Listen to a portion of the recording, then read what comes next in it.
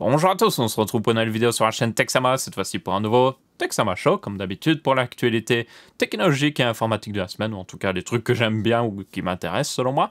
Comme vous pouvez voir, oui, ça va être la grosse réaction, je me suis fait couper les cheveux et tout ça. Il y a des vidéos qui ont été tournées avant, donc ne soyez pas étonnés si d'une vidéo à l'autre je regagne mes cheveux, et puis que je les repère, puis que je les regagne, voilà, c'est normal. Les vidéos sont tournées des fois assez bien à l'avance. Des fois, j'ai pas le temps de la sortir, donc je la tourne vite fait, et puis je la sors plus tard. Enfin bref. Du coup, commençons avec les news de la semaine. Ok, la première news n'est pas une news. Il y a quelques jours, j'ai sorti une vidéo sponsorisée, je pense que vous l'avez vu peut-être sur Open Classroom. Le sujet ici, c'est que je tenais d'abord à m'excuser parce que le titre n'était pas adapté, comme certaines personnes l'ont fait remarquer et comme je m'en suis rendu compte aussi par moi-même, parce que je me suis dit, c'est toujours un peu compliqué des fois de choisir un titre pour une vidéo sponsorisée parce que vous essayez d'avoir un titre qui représente la vidéo, mais aussi un titre qui ne fait pas genre trop commercial, vous voyez, genre présentation de ce produit, oh là là, je suis hyper sérieux. Donc j'essaie de mélanger un petit peu les deux, mais là le titre était mal adapté, donc je tenais à m'excuser et je tenais à le changer devant vous maintenant tout de suite vers quelque chose de plus adapté. Je tenais à le changer ici en vidéo pour vous montrer que ne pas le changer un petit peu vite fait en mode sneaky comme ça, sans qu'il y ait de traces de l'ancien titre ou autre chose. Donc je voulais vraiment le changer devant vous et vous dire que je suis désolé parce que je trouve que le titre après réflexion, était mal adapté et vous aviez totalement raison. Par contre, je tiens à le préciser derrière, je ne regrette pas d'avoir fait la vidéo sponsorisée. Selon moi, Open Classroom est un très bon site. Je l'ai utilisé quand c'était encore le site du zéro en 2011 pour apprendre à coder en C et en Java et même en 2010. Donc, de ce côté-là, je suis, comme j'avais déjà dit dans la vidéo, il me semble que j'avais dit dans la vidéo, je suis plus sûr, je suis assez fier de travailler avec Open Classroom, il n'y a aucun problème. Du coup, là, je vais mettre formation en ligne facile avec Open Classroom. Ça me semble être assez, on va dire, honnête comme titre. Classroom, il y a deux et puis un S, voilà. Il faut respecter l'orthographe exacte.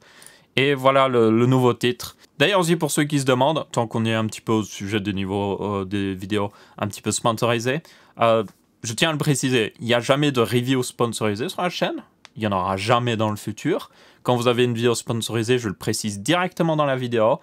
Si l'entièreté de la vidéo est sponsorisée, vous avez même le petit message qui s'affiche en bas à gauche qui dit « Inclut un truc commercial ». Je ne le mets pas si j'ai juste le début de la vidéo qui est sponsorisé. Pourquoi? Parce que ce message, genre... Selon moi, ce message ne sert à rien si c'est juste un tout petit bout de la vidéo et que je le précise toujours à l'oral en premier, genre je dis ok, ce début de vidéo est sponsorisé par, et je le dis directement. Donc moi, voilà, d'ailleurs pour ceux qui se demandent pourquoi cette option existe sur YouTube, et je peux vous la montrer, elle est là dans autre fonction, il me semble, non, elle est dans, alors je sais même plus, paramètres avancés, voilà. Elle est juste ici, et voyez, cette vidéo, vous avez deux boutons en fait. Il y en a un qui dit « Cette vidéo contient un contenu commercial ». Donc ça vous dites à YouTube, ça contient un truc sponsorisé. Ça, je le coche toujours quand j'ai un truc sponsorisé. Et puis le deuxième, c'est « M'aider à informer le public de la communication commerciale, tout ça ». Mais moi, ça ne sert à rien. Je n'ai pas besoin d'aide parce que je le précise très clairement à l'audio. Donc je tenais à le préciser un petit peu parce que j'ai vu quelques personnes qui des fois m'en parlaient. « Hey, pourquoi tu n'as pas activé ça ?» Parce qu'il y a même des gens qui disaient « Oh, tu es obligé de l'activer, c'est requis par la loi. » C'est requis par la loi de préciser que c'est sponsorisé, mais moi je le précise genre avec ma voix, donc c'est mieux. C'est même mieux qu'un tout petit truc qui s'affiche en bas à gauche. Je le précise réellement. Cette option existe réellement, et je le dis, c'est pour ceux qui font des trucs sponsorisés qui ne le précisent pas vocalement. Donc c'est pour ceux qui font un petit peu des trucs, voilà. D'ailleurs aussi pour ceux qui se demandent pourquoi je ne mets pas sponsor dans le titre, j'aime pas trop, parce que je pense que j'essaye de faire toujours des contenus sponsorisés qui sont intéressants. En tout cas, j'essaie de trouver des marques qui sont intéressantes et tout ça. Et quand c'est des pré-rolls, bon, là, évidemment, je vais pas mettre sponsor, alors que c'est juste 30 secondes de la vidéo qui est sponsorisée, ce serait stupide.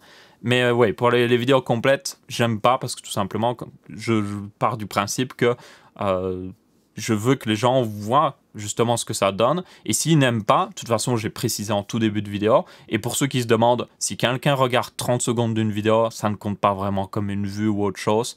Pour le truc, pour les marques qui font de la pub pour information aussi, eux ne se basent pas trop sur les vues d'une vidéo, ils se basent si les gens ont cliqué sur le lien. Donc, voilà, je tiens à le préciser, même si les gens finissent sur la vidéo, regardent même le début de la vidéo ou autre chose, moi je ne gagne pas plus. C'est juste que je veux que les gens essayent d'au moins voir si ça les intéresserait. Donc voilà, je tenais juste à préciser tout ça. Et dans le futur, je ferai très attention évidemment que les titres reflètent assez bien la vidéo et qu'il n'y ait plus de problème dans le genre. Donc alors, première news de la semaine, Huawei a annoncé ses Mate 30 et 30 Pro et aussi quelques autres choses qui vont avec, TV, puis il me semble une montre aussi, une smartwatch. Et du coup, c'est assez notable parce que Huawei est une assez grosse marque. Les Mate, la série Mate en tout cas, de chez Huawei, c'est toujours les...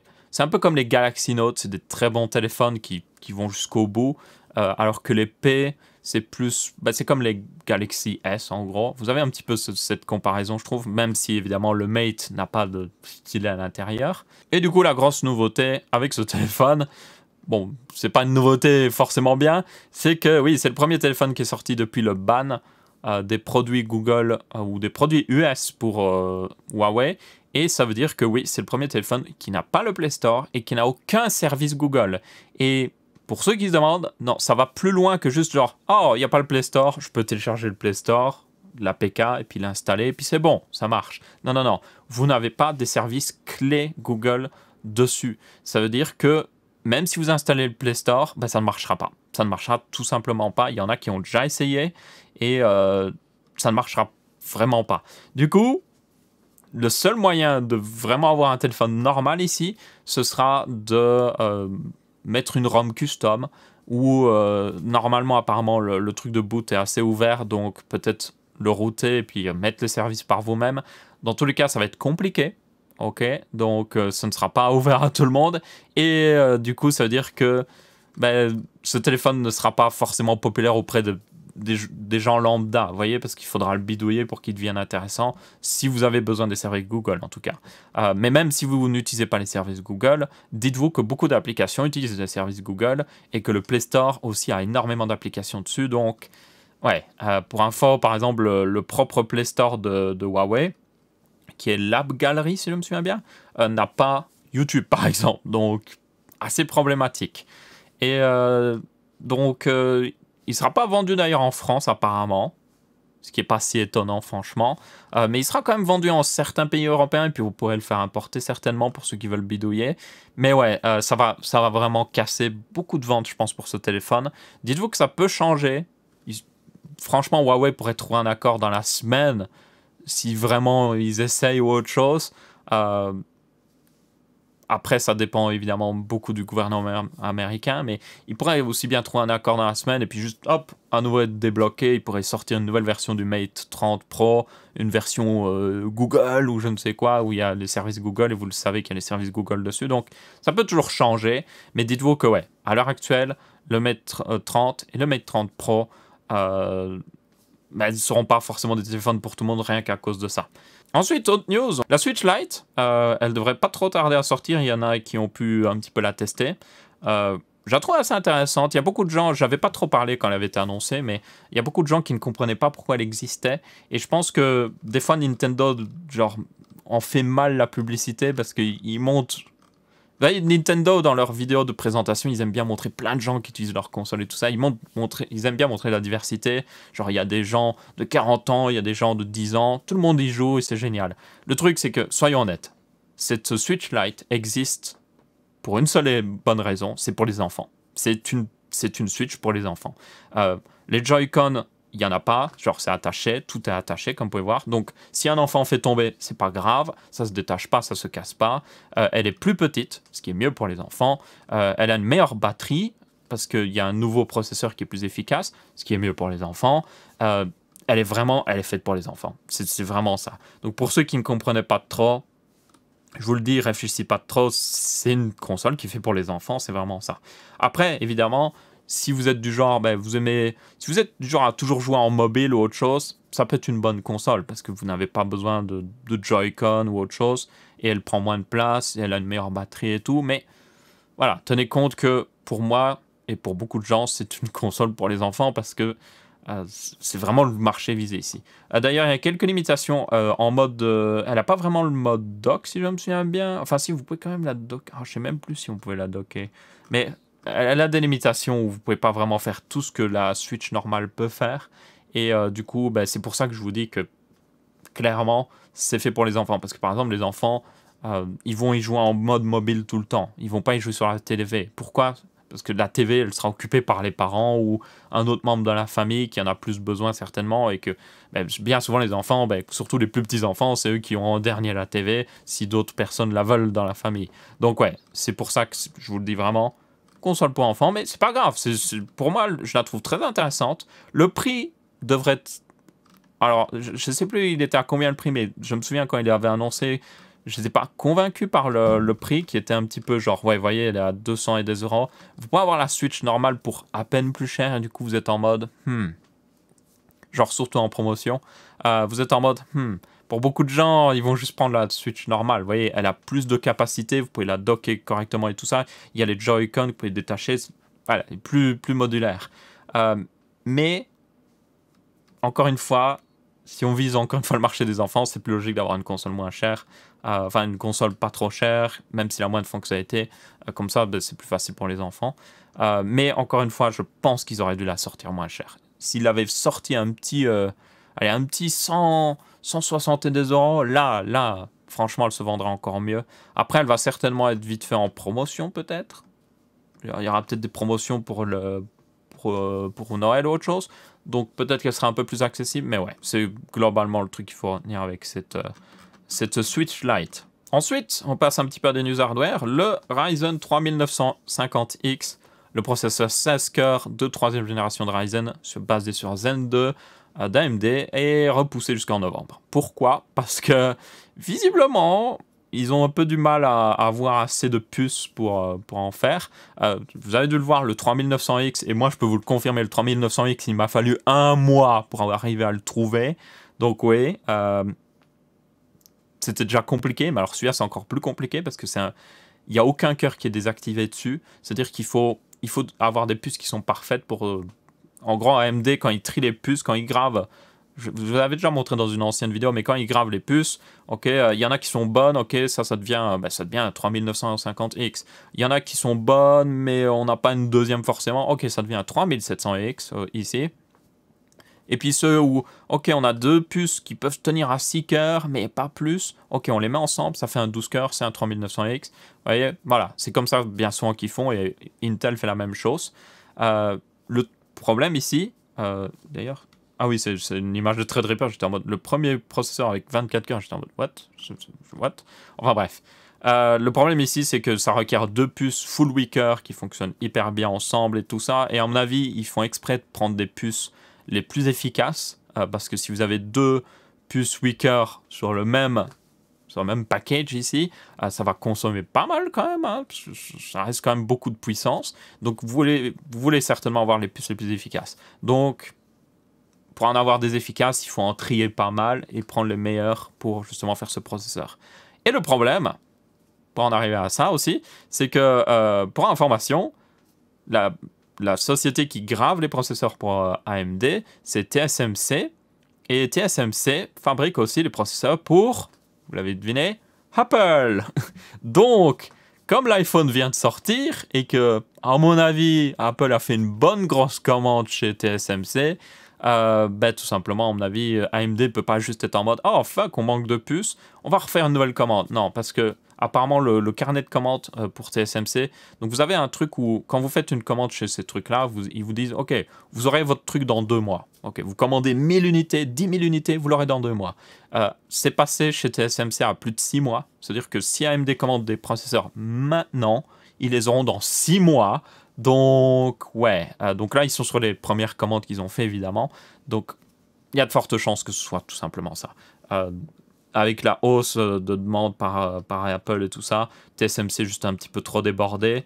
Et AMD ne peut pas forcément avoir tout de suite des processeurs qu'ils ont recommandés parce qu'ils ne se sont peut-être pas rendus compte que la nouvelle génération de Ryzen serait aussi populaire.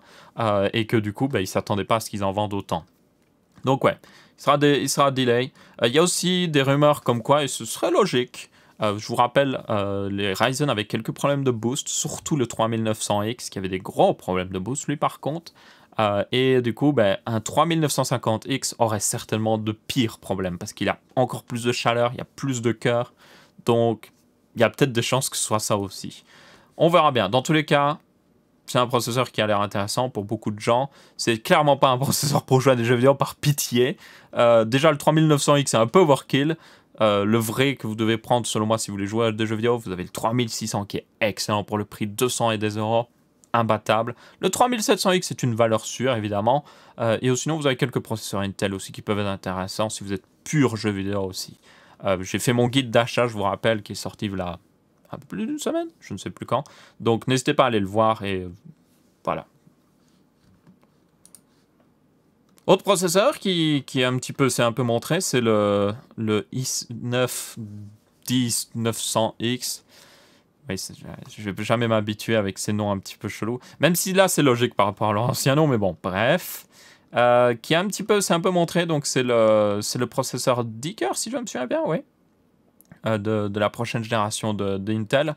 Enfin, prochaine génération, pas vraiment. C'est le prochain haut de gamme, on va dire, de Intel. Il y a toujours aussi une version 18 cœurs qui doit sortir, pour information. Mais ce qui est intéressant, c'est le Deeker. Et vous devez le savoir, l'année prochaine, on va avoir un Deeker moyen de gamme chez Intel. En tout cas, sur la plateforme un peu plus mainstream. Voilà, ce sera mieux dit comme ça. Donc c'est intéressant de voir. Et apparemment, au niveau... Alors, il y a juste un Geekbench qui a surfacé. C'est pas le meilleur bench ou autre chose, mais ça permet de nous évaluer un petit peu. Et il y aura une différence de 5 à 10% par rapport à l'ancienne génération. Donc, ce serait le 9000 et des quelque chose, Deeker aussi.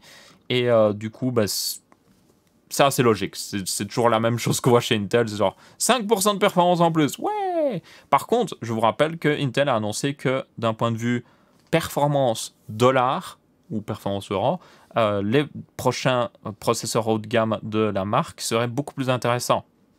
Donc un ratio performance dollar beaucoup plus supérieur même au Threadripper actuel d'AMD. Même si encore une fois, les Threadripper actuels d'AMD vont être remplacés. Du coup, le truc c'est que même si ce processeur est 5% plus performant, il y a de fortes chances qu'il soit à un prix beaucoup plus honnête. Les Deeker de Intel, pour information, étaient vendus jusqu'à maintenant à pratiquement 1000 euros. Donc là, en toute logique, il devrait être vendu, pour respecter un petit peu la charte ici qu'ils ont montré, il devrait être vendu genre 600-700 euros. Donc s'il est vendu 600-700 euros, bon, il a encore de la concurrence parce que vous avez le 3900X qui est un 12 cœurs et qui a une meilleure fréquence de base et même un meilleur turbo et qui est overclockable aussi. Donc, ouais, et qui est sur une plateforme plus accessible évidemment. Mais bon, on verra ce que ça donnera. Une chose est sûre, moi ce qui m'intéresse le plus encore une fois ici, c'est le prix. Intel a toujours un petit peu de l'avance sur les performances, on va dire, en monocœur et tout ça. Ils ont un peu du mal en multicœur parce que AMD bien souvent offre plus pour moins cher. Et aussi AMD semble avoir une meilleure gestion du multithreading. Mais ouais, le plus intéressant, quoi qu'il arrive, pour vous, pour le consommateur, c'est le prix à la fin. Si ça coûte moins cher que la concurrence qui est meilleure, ben ça coûte moins cher. Donc c'est bien aussi. Donc on verra ce que ça donnera au niveau des prix. Ensuite, autre news, Galax va sortir une carte graphique personnalisable. Si vous ne savez pas c'est qui Galax, c'est eux qui fabriquent par exemple les cartes graphiques KFA2. KFA2, c'est la marque européenne de Galax en gros. C'est basiquement les mêmes cartes. Et du coup, le site est un peu en train de bugger, what the fuck. Ils ont sorti un modèle de carte graphique que vous pouvez personnaliser. Donc si vous voulez mettre une fille d'animé dessus, allez-y. Donc ouais, il n'y a rien d'autre à dire. J'ai juste vu cette news juste en mode, oh, what the fuck. Qui voudrait... Bon, il y a un intérêt à le faire, mais pas ça. Soyons honnêtes, ne faites pas ça par pitié. Il y a un autre intérêt par contre, c'est si vous êtes en mode, hey, je veux une carte graphique blanche, ou si j'en veux une blanche avec des lignes noires ou autre chose pour aller avec ma nouvelle config, allez-y. Donc en gros, vous avez juste à uploader le graphique et puis juste ils font l'impression, quoi, et puis vous avez la carte graphique toute faite avec ce que vous avez voulu imprimer. Donc plutôt sympa, moi je trouve comme idée. Donc vous voyez là, on voit un petit peu les modèles ici. Ils vous montrent à quoi doit ressembler un petit peu l'image ici. Donc il y a évidemment les ventilateurs, il y a quelques trous dans la backplate et tout ça qu'il faut tenir compte quand vous faites le graphique. Mais ouais, assez intéressant. Et honnêtement, ce serait bien que plus de marques offrent plus d'options de personnalisation, ça ferait pas de mal. Et en plus, ça leur permettrait même, parce que ça, évidemment, pour commander ces cartes graphiques, vous devrez le commander certainement sur le site sur un site partenaire en tout cas de Galax, et du coup ils peuvent se permettre d'avoir un peu plus de marge parce que c'est leur propre site ou autre chose. Donc même pour les marques qui vendent des trucs, ça peut être intéressant, et ils peuvent aussi faire payer la customisation. Donc pour beaucoup de gens, ils seront en mode oh 10 € en plus pour avoir une feed animée sur ma carte graphique. Oui, tout de suite. Et voilà, Galax leur fait 10 € en plus, et en réalité l'impression sur la carte graphique leur aura pas coûté 10 €. Donc ouais, quoi qu'il arrive, intéressant, même si c'est un peu genre étrange. Dernière news, j'ai sorti ma vidéo sur mon projet NAS. Vous avez beaucoup à avoir réagi et il y a pas mal de retours assez intéressants. Oh, c'est quand j'avais encore mes cheveux. Première, il y avait des précisions que je devais, enfin des corrections que je devais faire. Oui, FreeNAS n'est pas basé sur Linux, il est basé sur FreeBSD qui est sous Unix, basiquement. Donc, ce qui est assez différent de Linux. Bon, Linux a été fait un petit peu pour ressembler à Unix, mais Unix, pour ceux qui se demandent, c'est un système d'exploitation qui a été fait par... C'était IBM qui l'avait fait, je suis plus si sûr, ça. C'est IBM qui l'avait fait pour leur PC, leur personal computer, sauf qu'il y a un petit gars pas très connu qui s'appelle Bill Gates qui a réussi à les convaincre d'utiliser Windows. Je connais pas trop ce gars. Et du coup, Unix est encore très utilisé dans le domaine professionnel. Il est même utilisé sur Mac OS X, Mac OS X, Unix, hein, logique. Du coup, c'est un assez bon système d'exploitation, à pas à dire. Il est un peu plus genre, on va dire, utilitaire que Linux, alors que Linux est un peu plus genre, hey, tu peux faire ce que tu veux sur Linux, mais ça reste quand même un très bon système d'exploitation. Donc ouais, et FreeNAS, évidemment, est un très bon OS, enfin, très bon OS custom du coup ici, qui permet d'avoir des NAS. Toutefois, on m'a fait d'autres recommandations que je checkerai. Il y avait Open Media Vault, par exemple, qui est basé, lui, sur Linux. Il est même basé sur Debian, ce qui est plutôt pas mal, Debian, parce que Debian est très connu et très utilisé. Donc, il y a beaucoup de... il y a beaucoup de tutos et tout ça qui existent dessus. Donc, ça, c'est plutôt un bon point pour moi, vu que je ne suis pas un professionnel, on va le dire tout de suite. Quelqu'un aussi avait dit un peu OP le NAS avec un Xeon Seeker. Le truc, c'est que le Seeker coûtait exactement le même prix qu'un 4 coeurs. Et le 4 coeurs n'avait pas une très haute fréquence en plus. Il était à 3 GHz, je crois. Donc, il n'y avait pas d'énorme différence. Et surtout, le truc, c'est que j'ai besoin que ce NAS puisse aussi transcoder des vidéos. Par exemple, quand je filme sur ma caméra, c'est filmé en 4K avec un bitrate de 100 mégabits. Première des fois, il a un peu du mal avec. Il est un peu en mode, ouf, c'est un gros fichier là, que tu me donnes. Du coup, l'avantage ici, c'est que je pourrais, par exemple, le transcoder en ProRes. Donc, le ProRes, c'est un format qui est fait par Adobe. Et du coup, avoir une meilleure performance. Parce que, évidemment, si c'est fait par Adobe, ça se décode plus facilement dans les logiciels Adobe. Ça marche mieux dans Adobe Premiere. Et j'aurai des meilleures performances et j'aurai pas vraiment de différence niveau qualité. Même si j'ai encodé, évidemment. Et peut-être même je pourrais économiser de la place aussi, donc ça peut être bien, même si à mon avis ça va être à peu près le même bitrate. Donc quoi qu'il arrive, ouais, je veux faire du transcodage et ça demande un petit peu plus de puissance. Et puis je prévois peut-être éventuellement d'avoir plus de trucs qui tournent dessus, certainement des trucs pour me faciliter la vie, des transcodages et ce genre de choses qui me permettraient d'avoir un peu plus de trucs qui tournent dessus. Et je n'écarte pas la possibilité aussi d'avoir peut-être même des machines virtuelles dessus pour gérer certaines choses très spécifiques. Donc voilà. C'est pour ça que j'ai pris le Seeker, parce que, comme je le dis, basiquement, il était au même prix que le 4 coeurs. Donc, pourquoi prendre un 4 coeurs quand on peut avoir un Seeker, ok? Et sinon, pour la quantité de RAM, là, par contre, là, c'est totalement overkill.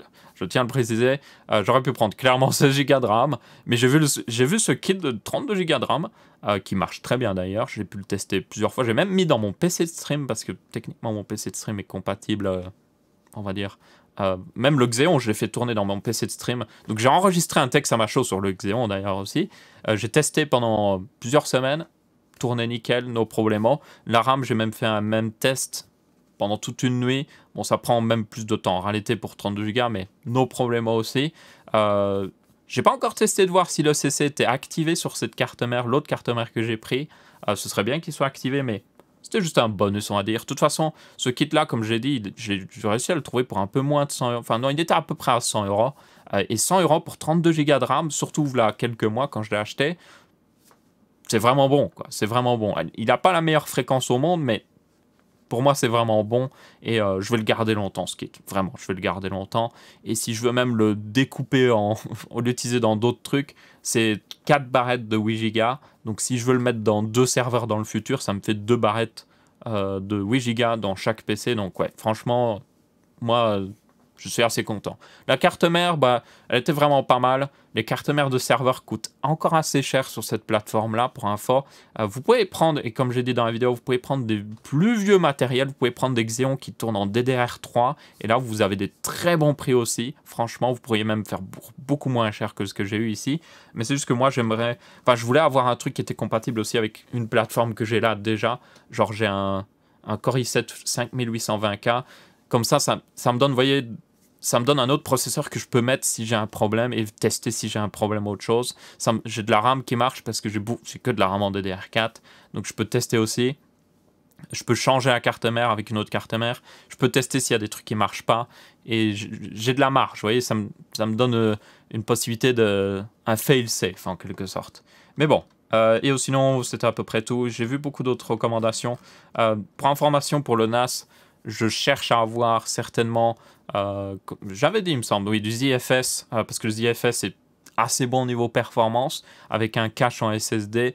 Je ne suis même pas encore sûr au niveau de ce cache SSD si je vais peut-être avoir 2 SSD en RAID ou autre chose, parce que pour ceux qui se demandent, le truc c'est que quand vous avez un cache SSD, ça veut dire que toutes les données passent par ce cache, et si le SSD meurt, ce qui peut arriver, ben vous perdez les données qu'il y avait dessus, tout simplement. On va dire le NAS ici derrière, pour le reste des données, évidemment, comme il le met sur les disques durs, il le fait avec de la parité. C'est-à-dire que s'il y a un disque dur qui meurt, vous pouvez juste le remplacer, reconstruire la parité, et puis c'est bon. Mais si votre SSD meurt, ben c'est juste fini. Donc peut-être avoir un RAID 1 de 2 SSD, pas très haut niveau capacité, et il n'y a même pas forcément besoin de prendre des SSD NVMe ou autre chose, parce que rien que des SSD SATA pourraient faire du 500 mégas à la seconde, ce qui est déjà vraiment pas mal pour un NAS, faut pas déconner. Mais bon, après on verra bien, le prix des SSD diminue tellement ces derniers temps, donc il y a peut-être moyen d'avoir 2 SSD de 228 Go en NVMe, peut-être même de 256 Go, et juste faire un petit RAID 1 et puis avoir pas mal de redondance. J'aimerais vraiment avoir un bon NAS ici, j'ai pas envie d'avoir un truc trop bricolé. Enfin, il sera bricolé clairement, mais j'ai envie qu'il soit bricolé correctement, pas juste en mode... Parce que vous pouvez le faire avec n'importe quoi, hein. Vous pouvez mettre FreeNAS sur un vieux PC de 5 ans qui a un ancien Core i3 ou autre chose, ça marcherait très très bien, il n'y a aucun problème. Par contre, j'ai regardé et FreeNAS n'est pas forcément hyper recommandé avec les processeurs AMD pour le moment, parce qu'ils n'ont pas encore rajouté le full support dessus pour les nouveaux processeurs AMD, même oui, les Ryzen de première génération. Donc c'est pour ça que je n'ai pas été sur cette route-là, même si ça aurait été une route très intéressante, parce que j'aurais pu prendre un des APU d'AMD Ryzen, qui est à moins de 100 €. Donc j'avais 4 cœurs, 4 threads, ce qui est déjà pas mal pour un serveur, avec une partie GPU qui peut permettre de décoder autre chose, les vidéos. Et franchement, ça aurait été nickel en fait. Mais le support n'était pas plein, donc j'étais en mode... Prenons un Xeon, j'ai envie de quelque chose qui... Je suis sûr que le support est pleinement optimisé, tout ça, parce qu'un Xeon... Un Xeon, c'est tellement utilisé dans le domaine professionnel que je vous êtes sûr que ça va marcher. Et donc voilà. Il y aura d'autres contenus sur Linux qui vont arriver, mais je vais commencer par des contenus très abordables. Je ne vais certainement pas faire tout de suite une vidéo sur comment faire un NAS, mais je ferai certainement une vidéo de mon NAS quand je vais le monter, vraiment, quand j'aurai les disques durs et tout ça, je vais dire, ok, je vais le configurer, voilà comment j'ai fait. Si vous voulez faire la même chose, libre à vous. Parce que de toute manière, quoi qu'il arrive, FreeNAS est gratuit. Volt Media, c'est ça, Open Media Vault aussi est gratuit. Donc vous pouvez le tester gratuitement. Si vous avez un vieux PC qui traîne, vous faites attention que vous n'avez aucune donnée que vous avez besoin dessus. Vous pouvez vous amuser à le faire, tester, voir si ça marche bien. Il n'y a aucun problème. Donc ouais, je ferai certainement... ce que j'ai fait, mais je ne ferai pas un vrai tuto. Ce que je vais certainement faire des tutos, par contre, c'est comment installer Ubuntu. Oui, il y a des gens qui ont besoin d'un tuto pour sur comment installer Ubuntu. J'ai fait un tuto sur comment installer Windows, c'est ma vidéo la plus populaire sur la chaîne. Donc, clairement, tout le monde a besoin des fois d'un petit peu d'aide. Et c'est normal, il y a des gens qui n'y connaissent pas trop et c'est pas grave. C'est bien d'avoir une vidéo qui vous dit, ok, c'est simple, et qui vous montre étape par étape comment ça marche. Dans tous les cas, il y aura du contenu qui arrivera. N'hésitez pas à me dire quel genre de contenu accessible vous voudriez sur Linux. Moi aussi, je vais me mettre à fond un peu sur Linux parce que je pense que c'est quelque chose de très intéressant. Surtout en ce moment avec notamment, comment ça s'appelle? C'est le Steam Play, c'est ça? En gros, vous avez Steam qui pousse pas mal le fait de... Donc, il y a un truc qui s'appelle sur Vine, enfin, non pas Vine, Wine, Vine c'est autre chose. Wine sur Linux qui vous permet de faire tourner des applications Windows sur Linux. Le truc c'est que Apple, j'allais dire, Valve a repris Wine et a fait un peu sa propre version qu'ils appellent Steam Play, si je me souviens bien. Enfin, il y a aussi un autre nom, je ne sais plus exactement.